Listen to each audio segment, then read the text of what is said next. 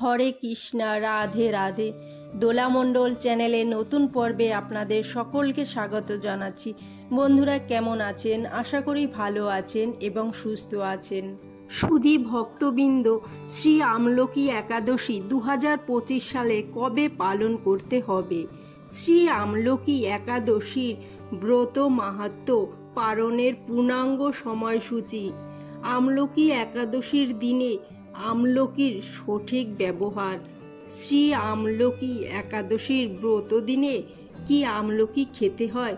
ভগবানকে ভোগ দেয়া যায়? আমলকি বৃক্ষের মাহাত্ম্য।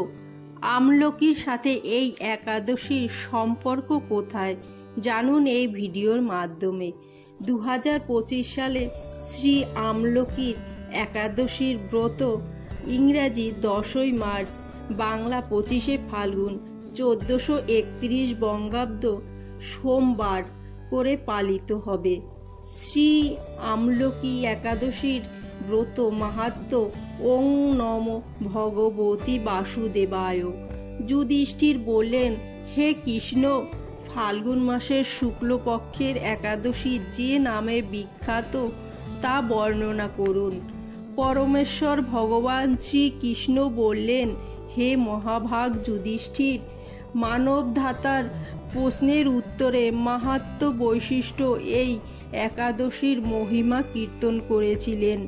আপনার কাছে আমি এখন সেই কথা বলছি।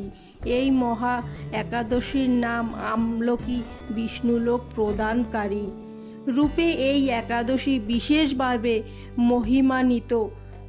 একাদশীর দিন আমলকি বৃক্ষের তলে রাত্রি জাগরণ করলে সহস্র কাফিদানের ফল লাভ হয়। হে পাণ্ডুনন্দন, পূর্বে ব্রহ্মার রাত্রিতে দৈনন্দিন প্রলয় উপস্থিত হলে স্থাবর জগম সহ দেবতা, অসুর ও রাক্ষস সব কিছুর বিনাশ হয়। তখন ভগবান সেই কারণে সমুদ্রে অবস্থান করেন। তার মুখ্য বদ্ধ থেকে চন্দ্রবর্ণের এক বিন্দু জল ভূমিতে পড়ে। সেই জলবিন্দু থেকে এক বিশাল আমলকি বৃক্ষ উৎপন্ন হয়। এই বৃক্ষে স্মরণমাত্র গোদানের ফল দর্শনে তাহার দ্বিগুণ, এর ফল ভক্ষণে 3 গুণ ফল লাভ হয়। এই বৃক্ষে ব্রহ্মা, বিষ্ণু আর মহেশ্বর সর্বদা অবস্থান করেন। এর প্রতিটি শাখা প্রশাখার পাতায় ঋষি, দেবতা ও প্রজাপতিগণ বাস করেন। এই বৃক্ষকে সমস্ত বৃক্ষের আদি বলা হয় এবং বৈষ্ণব রূপে বিখ্যাত। অতএব এই শ্রেষ্ঠ ব্রত সকলেই পালনীয়। এখনই ব্রতের একটি অদ্ভুত ইতিহাস আপনার কাছে বর্ণনা করছি। প্রাচীনকালে নামে এক নগর ছিল। এই নগরে চৈত্ররথ নামে এক রাজা রাজত্ব করতেন। চন্দ্রবংশীয় পার্শ্ববিন্দুক রাজার পুত্ররূপে তিনি জন্মগ্রহণ করেন। তিনি অত্যন্ত শক্তিমান, ঐশ্বর্যশালী ছিলেন। শাস্ত্রজ্ঞানে তিনি ছিলেন সুনুগুণ। তার রাজ্যে সর্বত্রই মনোরম আনন্দ, এক দিব্য পরিবেশ লক্ষ্য করা যেত। প্রজারা ছিলেন বিষ্ণু ভক্তিপরায়ণ, সকলেই একাদশী ব্রত পালন করতেন। তার রাজ্যে কোনো অভাব অমঙ্গল ছিল না। এইভাবে প্রজাদের নিয়ে রাজা চৈত্ররথ সুখে দিন যাপন করতে থাকতেন। এক সময় ফাল্গুনী শুক্লপক্ষে দ্বাদশী যুক্তা আমলকি তিথি সমাগত হওয়ায় রাজ্যে সকলেই এই ব্রত পালনের সংকল্প করলেন। এই দিন প্রত স্নানের পর প্রজাদের নিয়ে রাজা ভগবান শ্রী বিষ্ণুর মন্দিরে যান।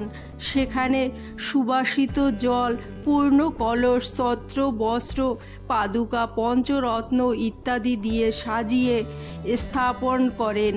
তারপর ধূপ দীপ দিয়ে যত্ন সহকারে মুনি ঋষিদের দ্বারা শ্রী পরশুরাম মূর্তি সমন্বিত আমলকির পূজা করেন।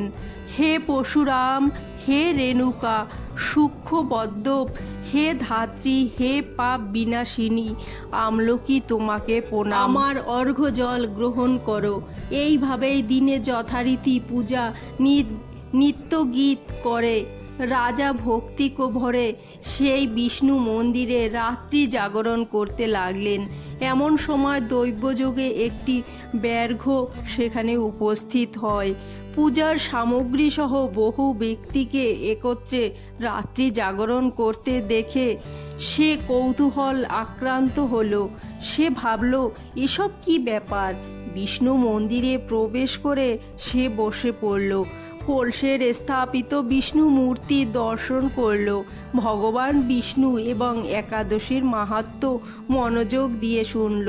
সারাদিন ওই ব্যাঘ্র কিছুই আহার করেনি। এইভাবে ক্ষুধায় কাতর হয়ে সেখানে সে রাত্রি জাগরণ করল। পরদিন প্রজাসহ রাজা নগরের দিকে যাত্রা করলেন। সেই ব্যাঘ্র ও তার গৃহে ফিরে গেল। এরপর একসময় ব্যাঘ্রের মৃত্যু হলো। একাদশীতে রাত্রি জাগরণ ব্রত প্রভাবে ব্যাঘ্র পরবর্তী জন্মে এক রাজ্যে অধীশ্বর রূপে নিযুক্ত হলো। জয়ন্তী নামে এক নগরী ছিল। সেখানে বিন্দুরথ নামে এক রাজা বাস করতেন। এই ব্যাঘ্র বিন্দুরথ রাজার মহাবলী পুত্র রূপে জন্মগ্রহণ করেন। তার নাম হয় বসুরথ। 1,00,000 গ্রামের আধিপত্য তিনি দান করলেন। তিনি ছিলেন সূর্যের মতো তেজস্বী, চন্দ্রের মতো কান্তিমান ও পৃথিবীর মতো ক্ষমাশীল। বিভিন্ন শর্তগুলো ভূষিত বসুরথ পরম বিষ্ণু ভক্তিপরায়ণ হন।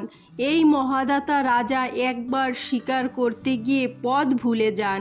গভীর জঙ্গলের মধ্যে ক্ষুধায় পীড়িত হয়ে তিনি ক্লান্তিবশত শুয়ে পড়েন।